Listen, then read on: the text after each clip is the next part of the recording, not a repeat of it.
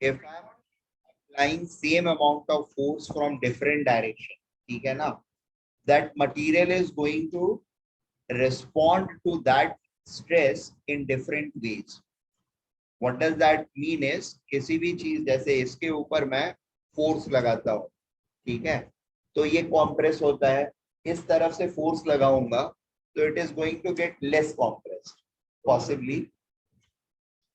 Force लगाऊंगा तो दोनों तरफ से लगाऊंगा तभी कॉम्प्रेस होएगा ना, या तोड़ना है मुझे तब भी दोनों तरफ से लगाना पड़ेगा ना। बट सर आप कैसे बोल सकते हो कि डिफरेंट है, वही मुझे नहीं समझ। हाँ डिफरेंट, अरे रिस्पॉन्स का पता चलेगा मुझे ना, मैं एक्सपेरिमेंट करके बोल रहा हूँ ना कि अगर डिफरेंट हो रहा है तब मैं उसको एनाइसोट्रॉपिक बोलूंगा, और डिफरेंट नहीं हो रहा है तो मैं उसको एनाइसोट्रॉपिक नहीं बोलूंगा, आइसोट्रॉपिक बोलूंगा।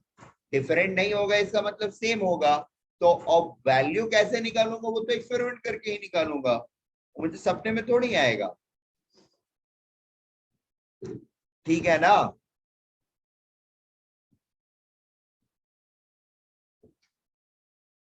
अच्छा देखो, अब एक्सपेरिमेंट का तुमको डिटेल चाहिए तो एक तो एक्सपेरिमेंट बता देता हूँ, ठीक है। रस्सी लेकर के उसको इस तरीके से अगर खींचने की कोशिश करोगे, ठीक है, ऐसे खींचोगे, इलोंगेट होकर टूट जाएगा, ठीक है। उसको ऐसे दबा के तोड़ने की कोशिश करोगे तो it will resist to a greater force. Are you getting this point? ऐसे तोड़ने की कोशिश करूंगा दबा करके तो it is going to resist greater amount of force, ऐसे खींचूंगा तो आसानी से टूट जाएगा। ये कैसा मटेरियल होना चाहिए? क्या बात है, मुझे नहीं पता। Good, this is going to be an anisotropic material, ठीक है, और anisotropic medium breakable. Good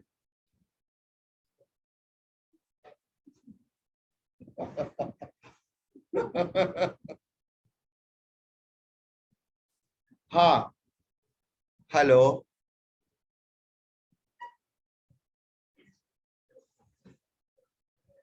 let's check whether my phone is isotropic or anisotropic. It is definitely an isotropic, there is no doubt about it. ऊपर से गिराऊंगा तो आसानी से अलग response होएगा, और ऐसे करके गिराऊंगा तो डिफरेंट रिस्पॉन्स होगा, ऐसे गिराऊंगा तो स्क्रीन टूट जाएगा, ठीक है। देयरफॉर इट इज एनाइसोट्रॉपिक, ठीक है। हाँ सर। ओके, सिमिलरली आप इलेक्ट्रिकल रिस्पॉन्सेस की बात करूं तो अगर मैं एक सिलेंडर टाइप की चीज देता हूं, ठीक है, कुछ इस तरह का, अब इसमें अगर मैं करंट यहां से फ्लो करा के यहां से बाहर निकलने के लिए देता हूं उसको रास्ता, इसका रेसिस्टेंस जो होगा that will it will have a different resistance when I am going to place the same rod और pass the electricity from this side, इधर से पास करके और इधर से निकलने दो इलेक्ट्रिसिटी को, तो इसका रेसिस्टेंस जो होगा that will be different from, इसको अगर R1 रेसिस्टेंस और इसको R2 बोलूं तो R1 and R2 are definitely going to be different, they are never going to be same. Is that okay? बात समझ में आ रही है देश पांडे? हाँ सर अभी समझ। That is called anisotropic behavior, और and like अगर responses same होते हैं then we call it isotropic behavior. Responses same होते हैं it is called as isotropic, and responses different होते हैं same force का depending upon direction, it is called anisotropic. इसके लिए जो responsible factor होता है that is called short range order and long range order. Solids में generally long range order मिलता है, टू सॉलिड्स में, एमॉर्फस में शॉर्ट रेंज ऑर्डर मिलते हैं। शॉर्ट रेंज ऑर्डर और लॉन्ग रेंज ऑर्डर में का मतलब क्या होता है? If you have 3 dimensional regular arrangement जहां पर पार्टिकल्स इक्वल स्पेसिंग पर प्लेस्ड है, ठीक है, जैसे यहाँ पर एक पार्टिकल, यहाँ पर एक पार्टिकल, यहाँ पर, यहाँ पर एक पार्टिकल, यहाँ पर एक पार्टिकल, सबके साइजेस बराबर कर दो। यहाँ पर, यहाँ पर, यहाँ पर, हर जगह प्लेस होते गया, होते गया, होते गया।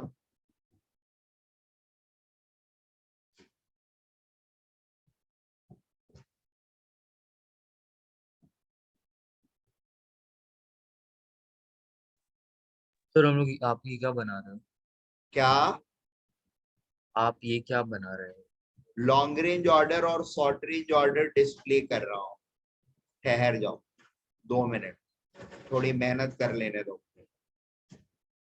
अबे यार, ये क्या कर रहा हूँ, ये करता हूँ, इट्स बेटर, राइट? फास्ट हो जाए। हाँ, हाँ, ये भी कर सकते हैं। That's another good idea.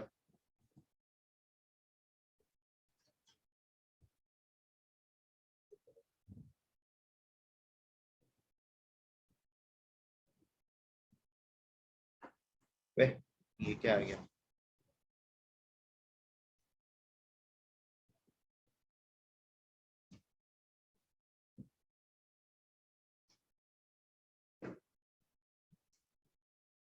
Copy paste में भी मैच नहीं कर रहा है।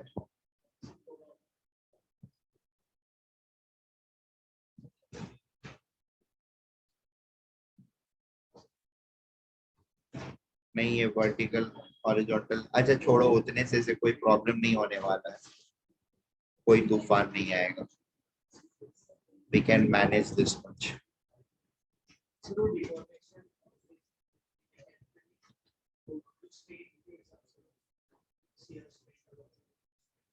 यस, हाँ जी। लॉन्ग रेंज ऑर्डर का मतलब होता है, सपोज ये हमारा स्ट्रक्चर है, क्रिस्टल स्ट्रक्चर, एटम्स प्लेस्ड है इसके अंदर में। अब अगर मैं इस पोर्शन को देखता हूं, या इस पार्ट ऑफ अरेंजमेंट को देखूं, इस पार्ट ऑफ अरेंजमेंट को देखो, इस पार्ट ऑफ अरेंजमेंट को देखो, इस पार्ट को और इस पार्ट, अगर हर पोर्शन में, मतलब कोई भी सैंपल कहीं से भी लिया पूरे सॉलिड से, और उन सब में अरेंजमेंट्स मुझे सेम मिल रहा है, ठीक है? ये 5 सैंपल इस सॉलिड से अलग अलग जगह से लिया, और हर जगह पर मुझे अरेंजमेंट ऑफ पार्टिकल जो है वो सेम मिल रहा है। तो I can assume that entire solid में the same arrangement is being followed. Is that okay? अब एक दूसरी चीज लेता हूं जिसमें अरेंजमेंट कुछ थोड़ा डिफरेंट है। I'll draw it and then we'll discuss on it. Just 1 minute.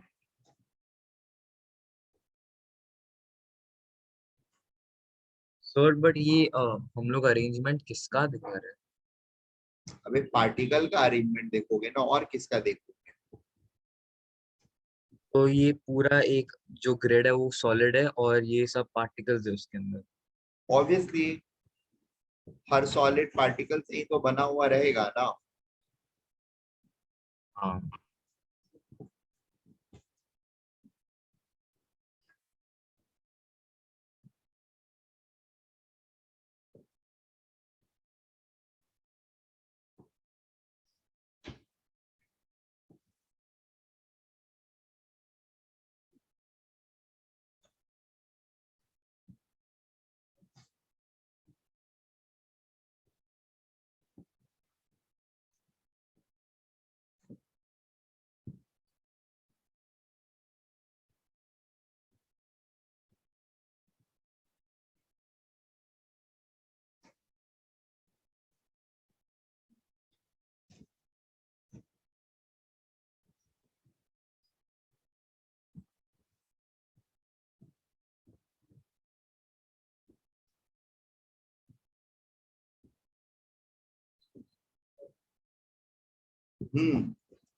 Yes.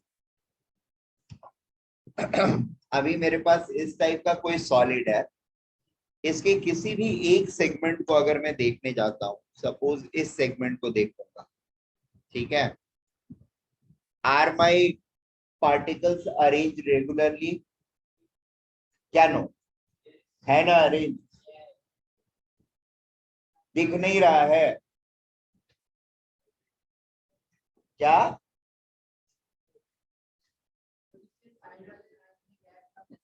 हाँ तो क्या हो गया, जो सर्कल किया है उसका बताओ ना, है ना, तो जो सर्कल किया है खाली उसी का बताओ।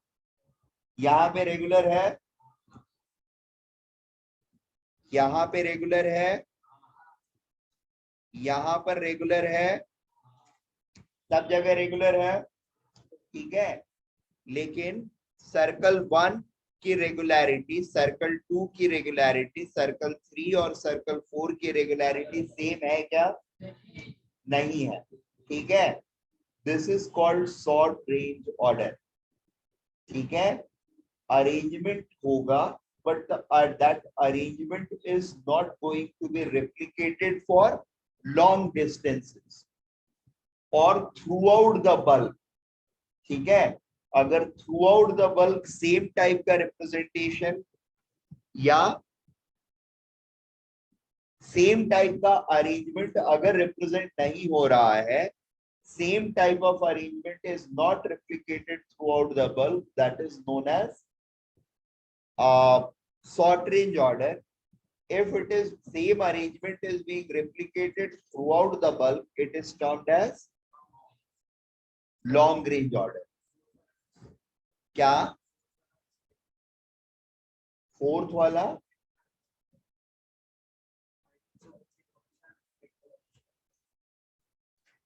अबे उसमें है ना, नहीं, चारों तरफ, हाँ, अरे तो मैंने तो 4 ही को किया है ना,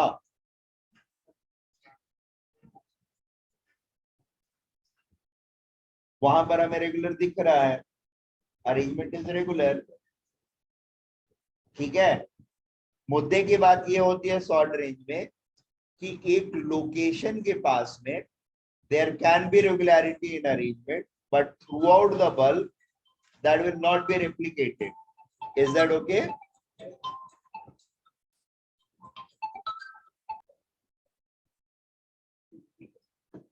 सो लॉन्ग रेंज ऑर्डर को हम कैसे डिफाइन कर सकते हैं?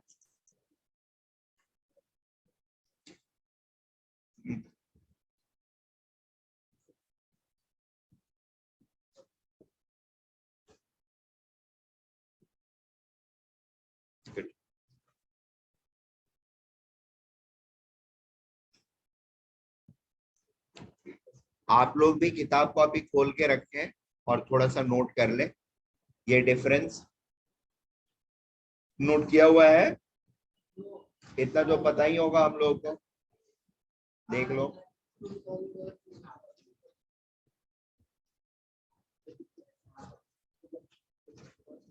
जल्दी से, नहीं तो फोटो सर तो लेके वो रख, जो पीडीएफ भेज दूंगा मैं, सर है ना, फिर ठीक है। सर हाँ बोलो। सर वो अरेंजमेंट्स का कंसिस्टेंसी मैटर करता है ना, कहाँ पे है वो मैटर नहीं करता ना। नहीं, कहाँ पे है, कितना सेपरेशन है वो मैटर नहीं करता है, कंसिस्टेंसी जो है वो मैटर करता है।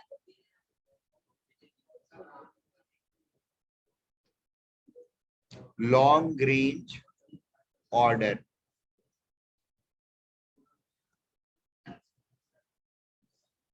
if the arrangement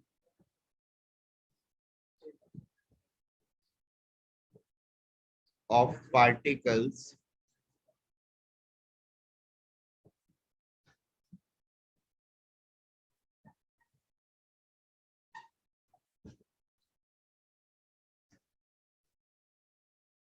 throughout the bulk is same,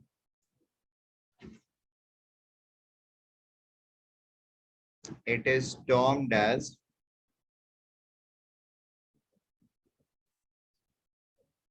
long range order.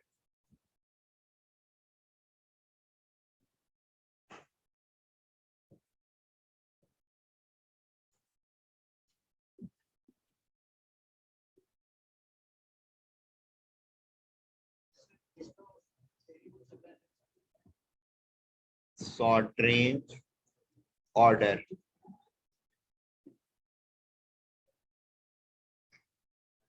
If the arrangement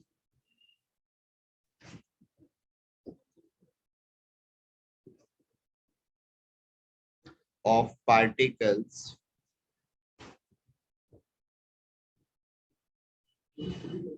is locally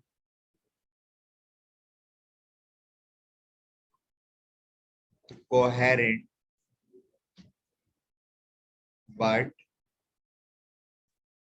at bulk level inconsistent,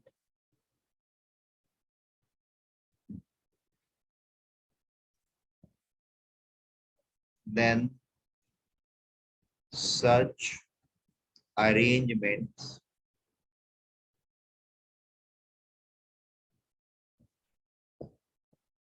are termed as short range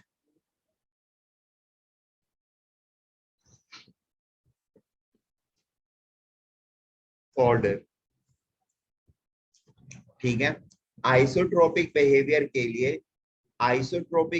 के लिए short range order is an important reason. It leads to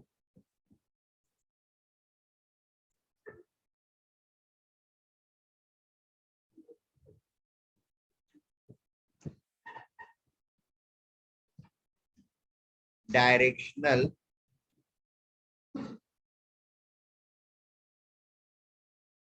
homogeneity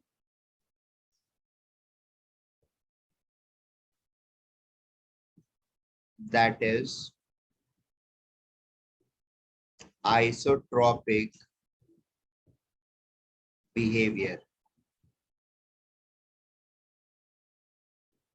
ठीक है, long range order होने की वजह से there is heterogeneity, directional heterogeneity. अब directional heterogeneity का मतलब क्या होता है? जब मैं पूरे बल्क में इस तरह का आर्बिट सा अरेंजमेंट कर दूंगा तो लगभग हर डायरेक्शन इक्विवेलेंट हो जाएगा. ठीक है, स्टैटिस्टिक्स का रूल है, जितना हम किसी भी चीज को अगर रैंडमाइज कर देते हैं, जितना ज्यादा रैंडमाइज करेंगे बल्क लेवल पर चीजें उतनी ज्यादा इवन हो जाती है, होमोजीनियस हो जाती है. ठीक है, और जितना उनको ऑर्डर्ड करेंगे उतना वो इनकंसिस्टेंट रहेगी, नॉन हेट्रोजीनियस रहेगी. ठीक है, अब हेट्रोजीनियस का यहाँ पे मतलब क्या है? इधर से अगर मैं डिस्प्लेस करने की कोशिश करूं इसको, या फिर इस लेयर को डिस्प्लेस करने की कोशिश करूं यहां से, ठीक है, तो these are bonded together, slide may not slide. अगर यहां से मैं इसको डिस्प्लेस करने की कोशिश करूं तो दे आर मोर पैक्ड. ठीक है, compare to what they are packed over here. समझ में आ रहा है हम लोगों को?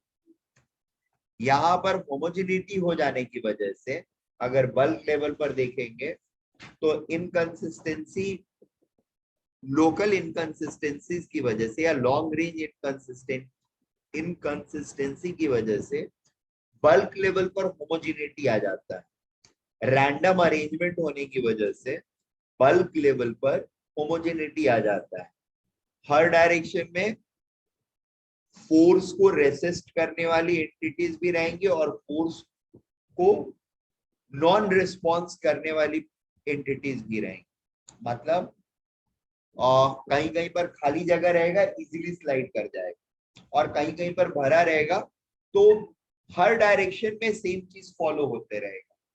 हर डायरेक्शन में कुछ जगह खाली रहेगा और कुछ जगह भरा रहेगा, खाली भरा हर डायरेक्शन में घूमेंगे तो वैसे ही रहेगा, तो डायरेक्शनल होमोजेनिटी हो जाती है।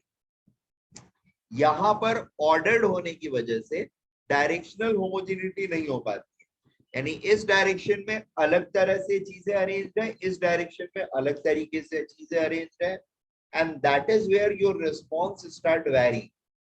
अगर इस डायरेक्शन में हम फोर्स लगा रहे हैं या स्ट्रेस लगा रहे हैं तो the response of solid is going to be different, इस डायरेक्शन में लगा रहे हैं तो the response is going to be entirely different. Is that clear?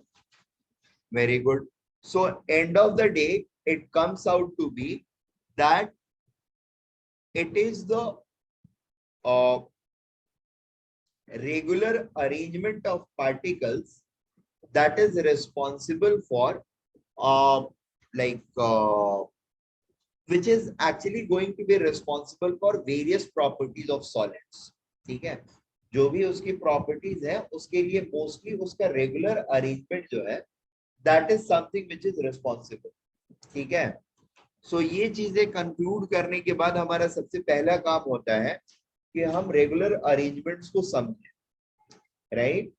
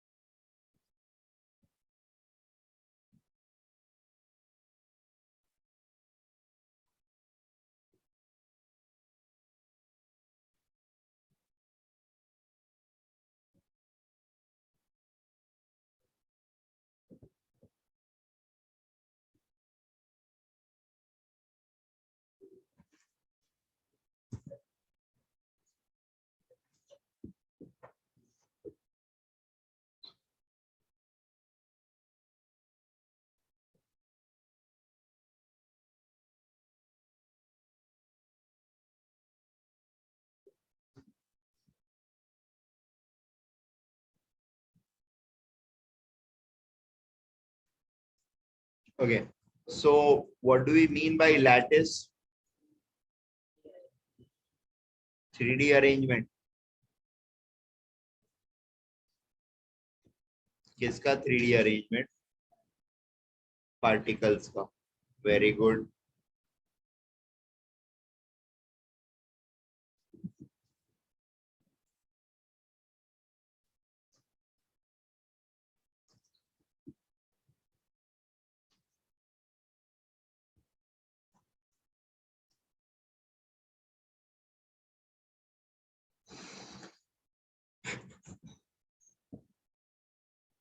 A large 3D regular arrangement of particles is known as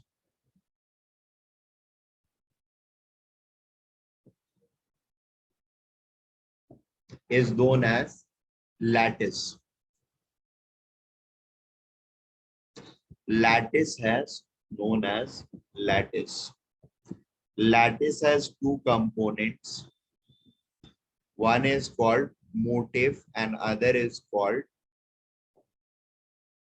lattice is equal to motive plus lattice point.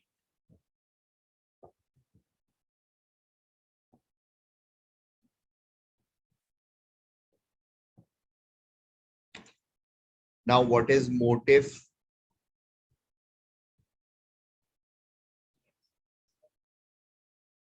Lattice minus lattice point. The remaining thing is motive. Very good.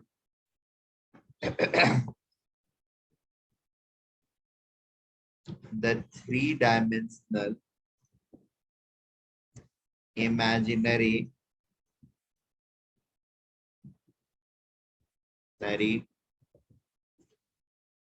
geometrical shapes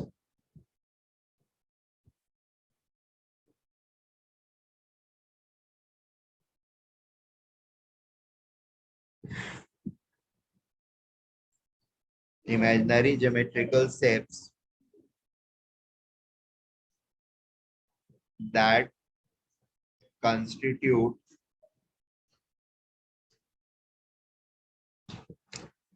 rather we can say that constitutes slash represents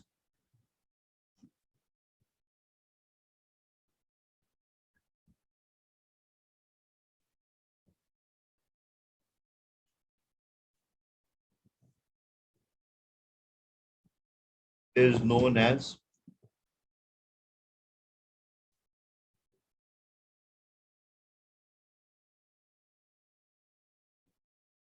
motive. So basically अगर ये मेरा regular arrangement है, इसमें से सारे green dots को हटा देता हूं, तो हमारे पास बचेगा क्या?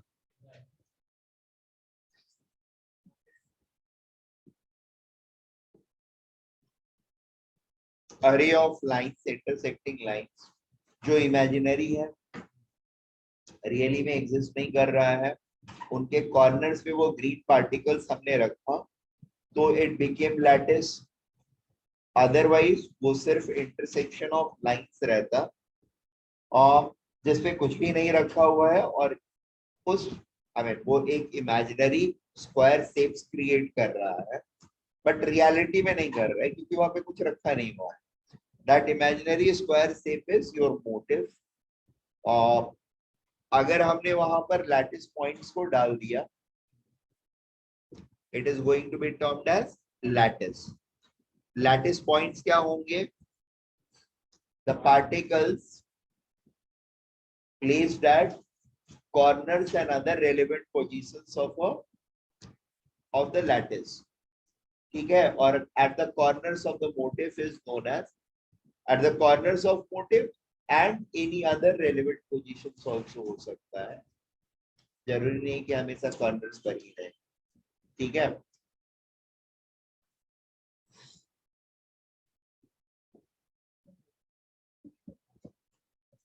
Yes, grid, imaginary grid, real grid नहीं, imaginary grid. हाँ. क्या?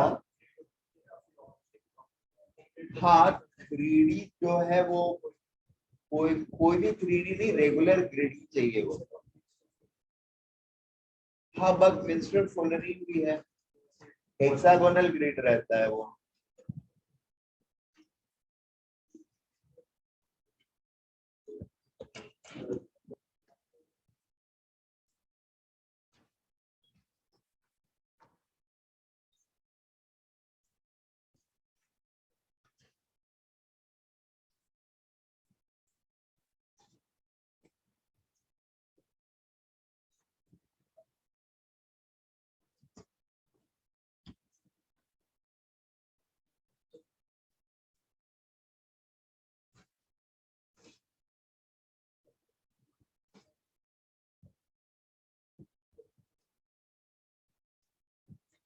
particles placed at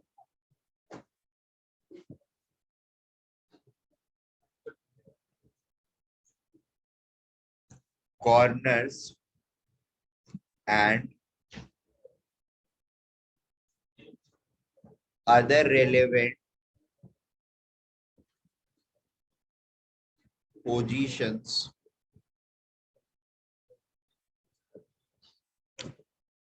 on a motif, positions of the motif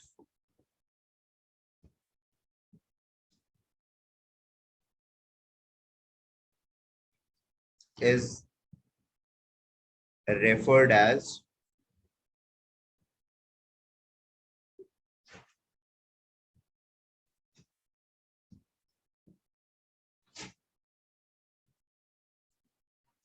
lattice point.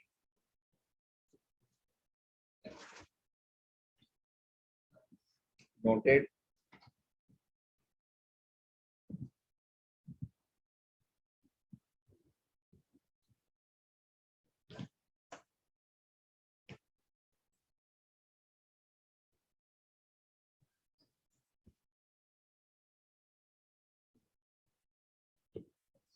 हो गया? अथर देश पांडे हो गया? हाँ सर, ये हो गया। Okay.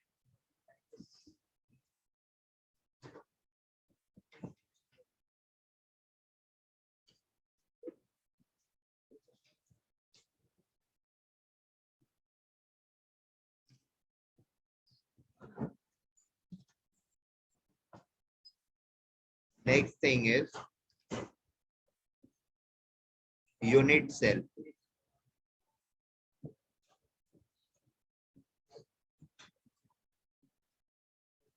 The smallest unit of the lattice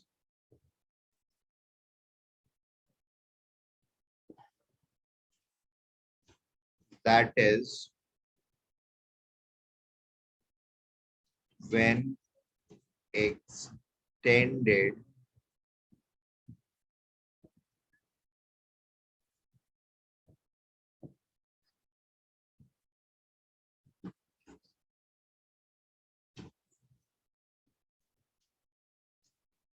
in 3 dimensions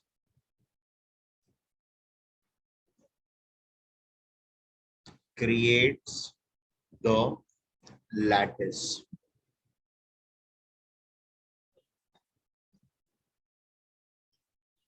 ठीक है? Unit cell is the representative of lattice. जैसा अरेंजमेंट हमको यूनिट सेल में देखने के लिए मिलेगा वही पूरा इंटायर लैटिस में सेम अरेंजमेंट सबको देखने के लिए मिलेगा. So that is a representative of unit cell. ठीक है? Sorry, that is a representative of lattice. Now, like basically, when we are talking about solids, solids are always going to be 3 dimensional. ठीक है? क्या? Unit cell का मतलब यार basic चीज ये होता है कि एक छोटा सा यूनिट जिसको आप तीनों डायमेंशन में जब एक्सटेंड करते हो, ठीक है ना, यानी उसी चीज को रिपीट करते हो बार बार, तो you create your entire bulk. ठीक है? Same repetitive unit which creates the entire bulk, that is called unit cell. जो स्ट्रक्चर यूनिट सेल का होगा वही स्ट्रक्चर पूरे क्रिस्टल का होगा. ठीक है? अच्छा, उसमें डिफरेंसेस वाले में ना, क्रिस्टलाइन वाले में एक दो चीजें और भी रहती हैं, छोटी छोटी सी चीजें हैं, but they are not so great. जैसे इनको कट वर्ट करते हैं ना, तो दे हैव इधर वाले जो होते हैं वो शार्प कट देते हैं, यानी क्रिस्टलाइन वाले शार्प कट देते हैं हमेशा. They are going to give irregular से when cut with the knife. इनके जो फेसेस होंगे they are going to be sharp. दूसरे वाले के फेसेस शार्प नहीं होते हैं. कौन है? देखो.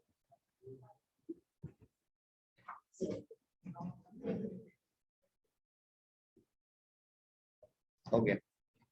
यूनिट सेल के बाद I mean now we have to talk about the arrangements. We'll start with one dimensional arrangement. If we are going to arrange anything you may choose, suppose pen को मुझे एक डायमेंशन में arrange करना है, what am I going to create out of it? Pens या balls या pencils या किसी भी चीज को अगर मैं वन डायमेंशन में रेगुलरली अरेंज करूंगा तो मुझे क्या मिलेगा? Line. So the only possible one dimensional arrangement is line, linear arrangement. Is that okay?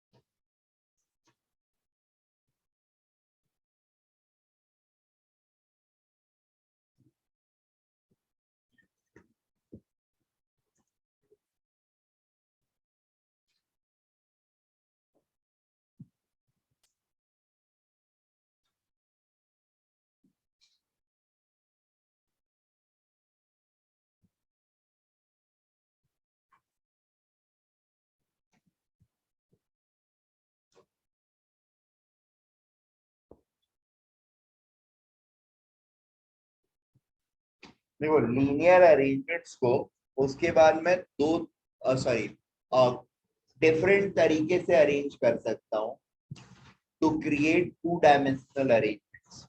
ठीक है.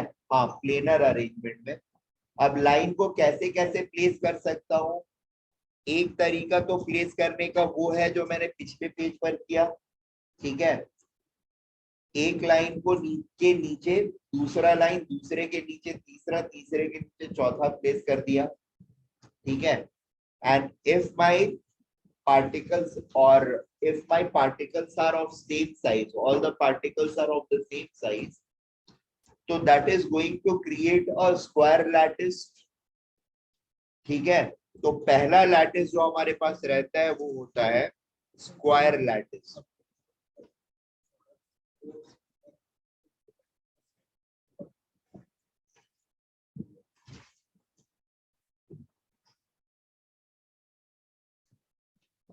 First two dimensional lattice is square lattice.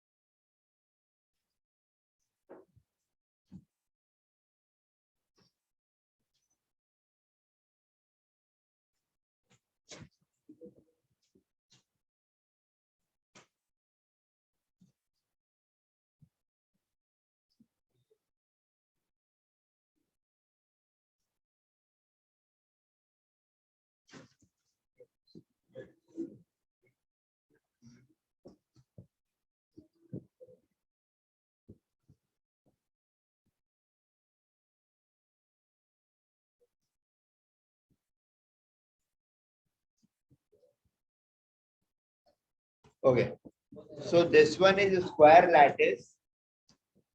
It is called as basically ये line A को मैंने बार बार repeat कर दिया.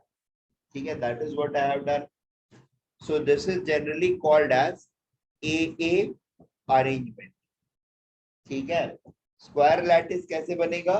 लीनियर अरेंजमेंट जो मेरा था इक्वल साइज्ड एटम का, उसको मैंने एक के नीचे एक स्टैक करके रख दिया, एक के साइड में दूसरे, उसके साइड में तीसरे, उसके साइड में चौथे, उसके साइड में पांचवे को स्टैक करके रख दिया, and that is giving me the first structure called square lattice. Is that okay? अब रेक्टेंगुलर कैसे मिलेगा मुझे? क्या करूंगा?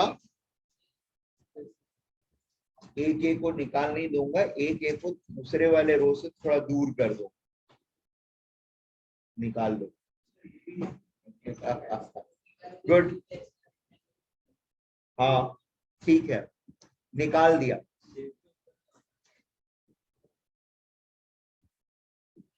सो द सेकेंड अरेंज, अच्छा इसमें एक चीज और होती है, I just forward, there is something called as lattice parameter. ठीक है,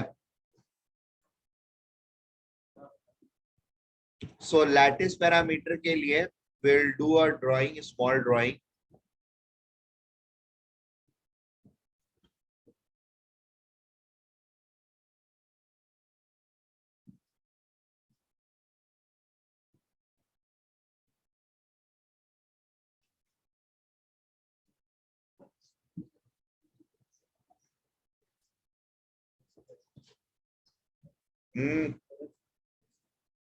ये इतना हिल क्यों रहा है?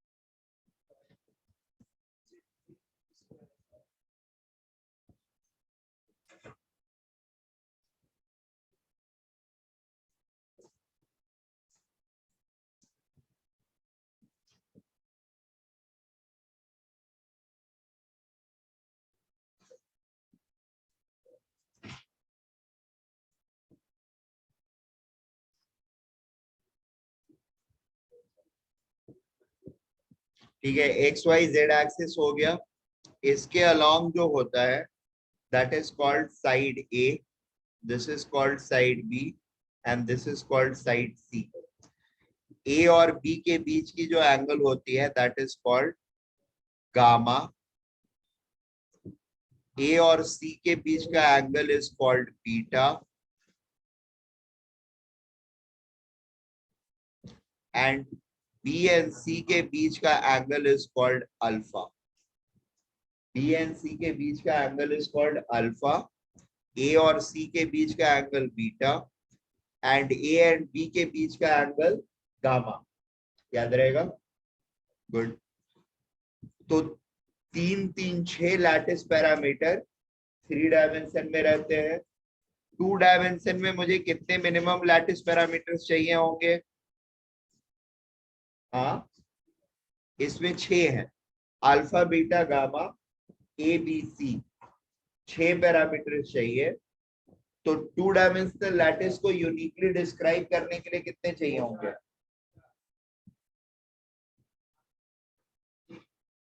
हाँ, यूनिकली. और कुछ? हाँ, मैंने बोला 3 डायमेंशनल लैटिस को डिफाइन करने के लिए यूनिकली आई नीड 6 पैरामीटर्स. ठीक है, 2 डायमेंशनल लैटिस को डिफाइन करने के लिए यूनिकली मुझे कितने पैरामीटर्स की जरूरत पड़ेगी? हाँ, ऊपर वाला 3 डायमेंशनल है ना. हाँ, तो 3D के लिए कितने चाहिए मुझे? 6, alpha beta gamma and A B C. 2 dimensional के लिए मुझे कितने चाहिए?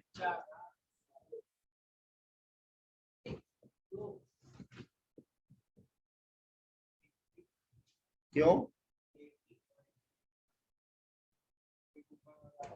तो दिमाग की बत्ती जला करके बैठो थोड़ा सा. सारे लोग सोचना पड़ेगा, नहीं सोचोगे मारेंगे आप. सब आलसी हो गए, पढ़ाई लिखाई छोड़ दिया है। अब मैं तीनों का तुम लोगों का लेते रहूंगा, टेंशन मत। स्टॉप। सैटरडे को आ रहा हूँ ना, सुबह से शाम तक रहना है बेटा, किसी को अब भागने नहीं दो। Everyone has to be here.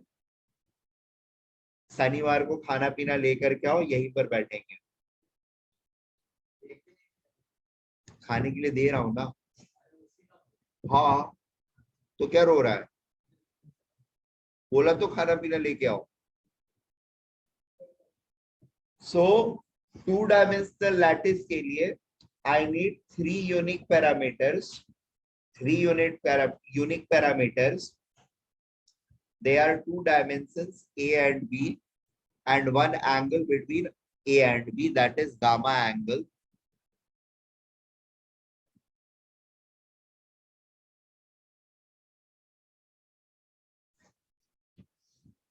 A parameter, B parameter और गामा एंगल, ये तीन हमको चाहिए to uniquely define the 2 dimensional lattice. ठीक है, पहला लैटिस जो है स्क्वायर लैटिस है, कैसे बना? Bye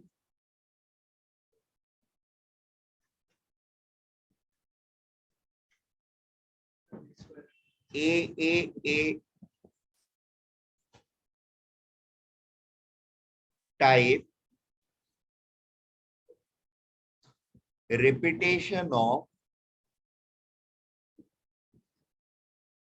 repetition of linear lattice slash array of particles. Is this okay? Next one क्या रहेगा?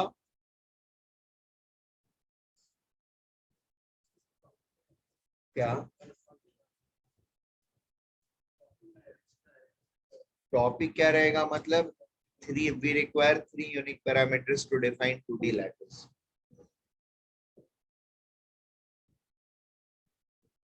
The second arrangement is going to be rectangular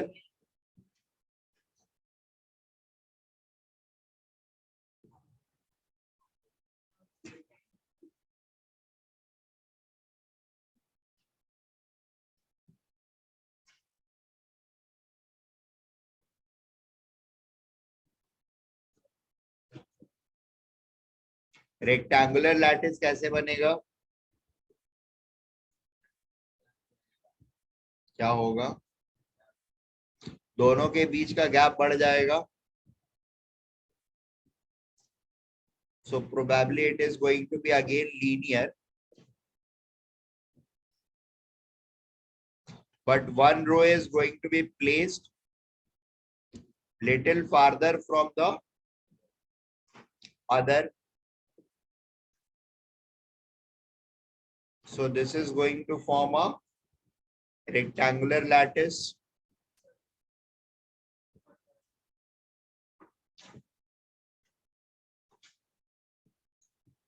और इसके पैरामीटर्स, स्क्वायर लैटिस के पैरामीटर्स क्या है? Side A has to be equal to side B.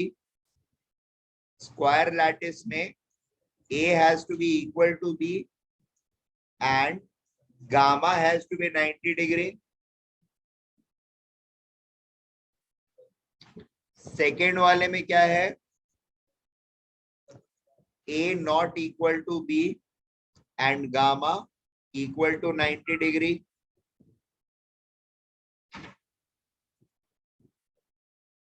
A equal to B and gamma equal to 90 degree.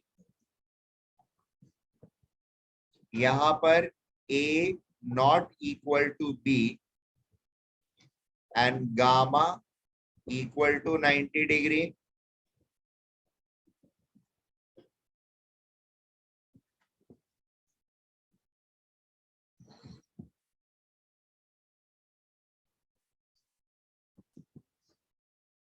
Third arrangement is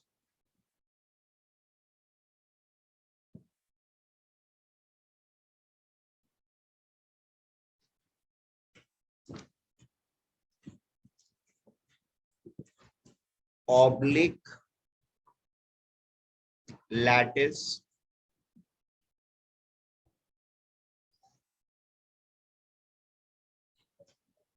oblique lattice जो होता है इसके अंदर में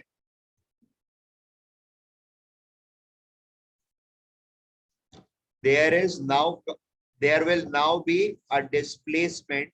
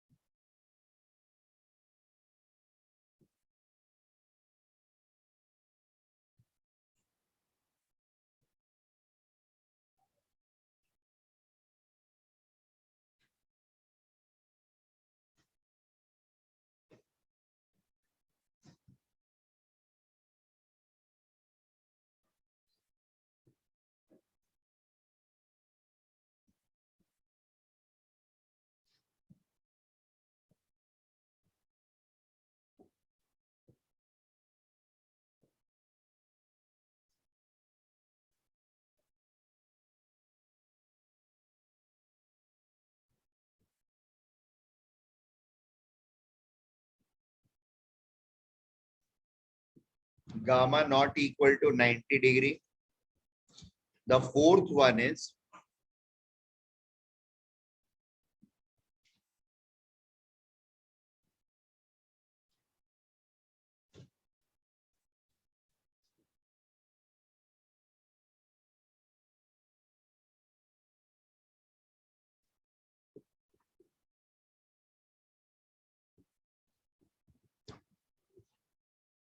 hexagonal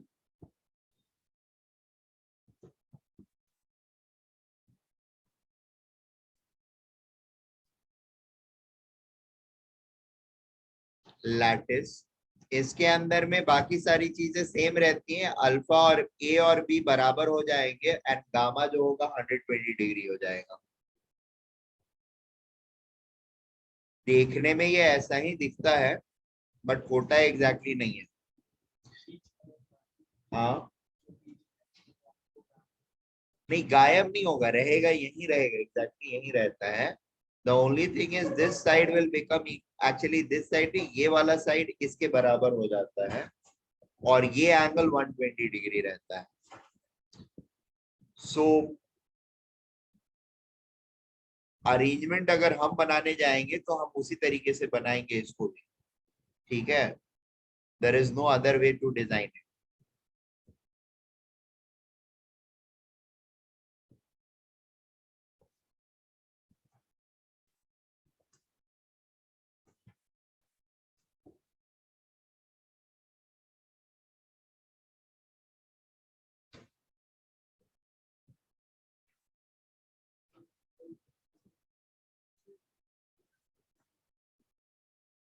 बताता हूँ।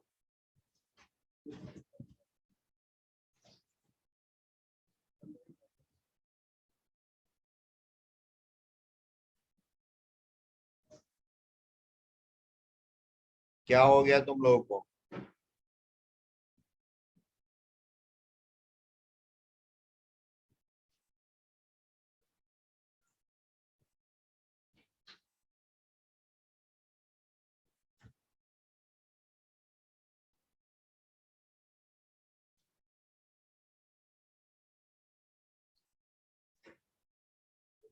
A is equal to B and gamma is equal to 120 degree.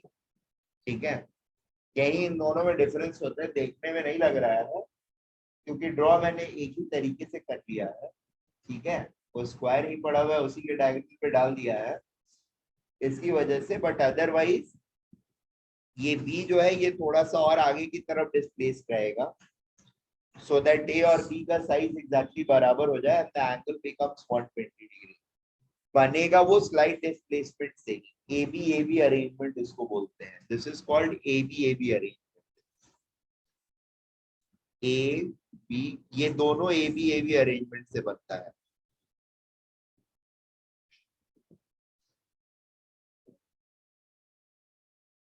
और तीसरा भी जो होता है वो भी ए बी अरेंजमेंट से ही बनता है। ठीक है, बट वो रेक्टेंगुलर का ए बी अरेंजमेंट रहता है। रेक्टेंगुलर का ए बी अरेंजमेंट अगर हम करते हैं, ए बी का मतलब होता है बी वाला लेयर जो होगा ए वाला के एग्जैक्टली नीचे नहीं होगा, that will get displaced a bit. So the fifth one is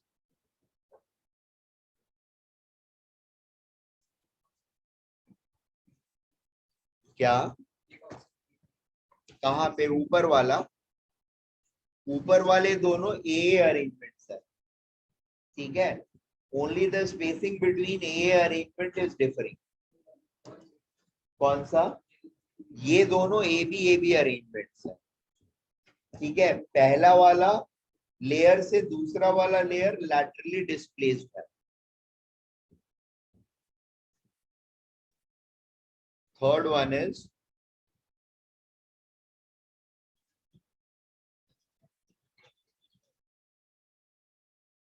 हाँ sir.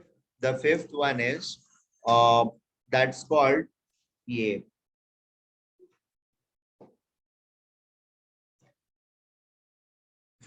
face centered, what's the name यार, एक सेकंड रुको।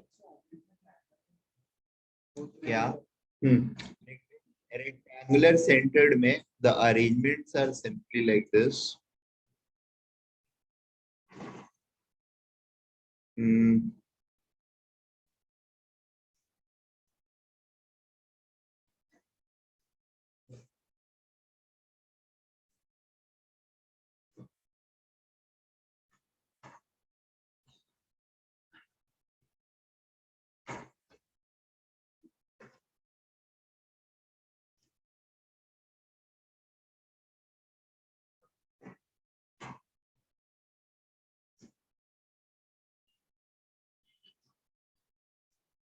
और इन सबके सेंटर में भी एक एक एटम्स होंगे।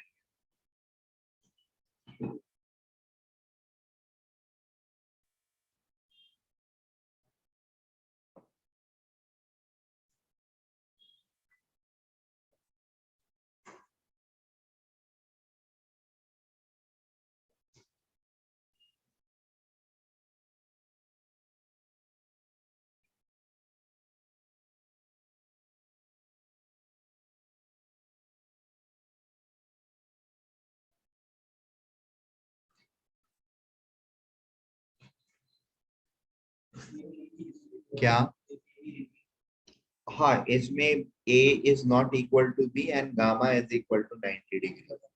क्या बोल, और ए बी सीक्वेंस है। हाँ, क्या क्या, this distance is not equal to this distance। ये वन सेल है, this is a and this is b and this is 90 degree. ठीक है, a not equal to b, गामा इक्वल टू 90 डिग्री। हाँ, क्या बोल रहे हो, सॉरी, सेकेंड रो से कनेक्ट करते थे मतलब क्या, इसकी बात,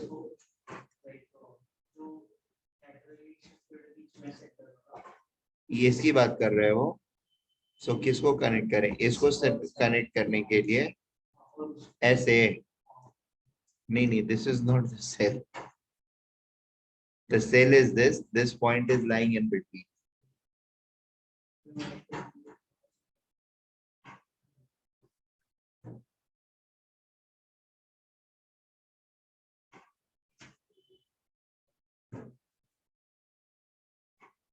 ऑब्लिक से मैच करता है ये, बट ऑब्लिक का एंगल जो है वो गामा एंगल जो है that can never be corrected to 90 degree, ठीक है।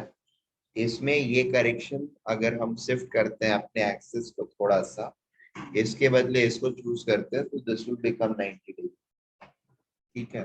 तो हमारा इसमें एंगल 90 डिग्री रहता है and there is a central atom.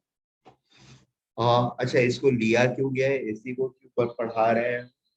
This is a possibility या रियली एग्जिस्टिंग जो स्ट्रक्चर्स है ना, 3D स्ट्रक्चर्स, उसमें ये एक लैटिस जो है हमारा मिलता है। हाँ, अरे मेटालिक बॉन्डिंग में नहीं, हाँ मतलब ठीक है, मेटालिक बॉन्डिंग में भी ये एग्जिस्ट करता है, एंड सेंटर्ड बॉन्डिंग रहती है। तो 3 डायमेंशनल लैटिस जो हम पढ़ने जा रहे हैं, या यूनिट सेल के स्ट्रक्चर्स जो पढ़ेंगे अभी थोड़ी देर में, और उसका one of the constituent is this rectangular centre, ठीक है। Now just give me 2 minute. क्या? डॉट्स एटम्स, पार्टिकल्स है कोई भी, ठीक है। देयर आर 5 ब्रेविस, 5 क्या? कौन सा इक्वेशन? इक्वेशन मतलब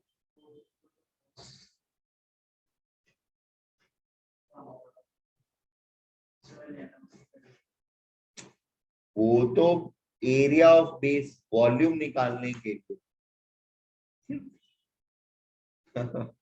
3 डायमेंशनल फिगर का मतलब हर जगह पर रेक्टेंगुलर ही रहेगा ऐसा नहीं है, ये ऑब्लिक वाले का जब 3 डायमेंशनल अरेंजमेंट करेंगे, 2 डायमेंशन फिर 3 डायमेंशन में ले जाएंगे, तो this is going to generate a system जहां पर एंगल जो होगा विच इज नॉट 90 डिग्री, और हो सकता है वर्टिकल एंगल 90 हो या ना भी हो, तो हाइट भी डिफरेंट रहेगा। अब ऐसे में एरिया ऑफ बेस निकालने के लिए you have to use AB cos AB sin theta, right, vector product,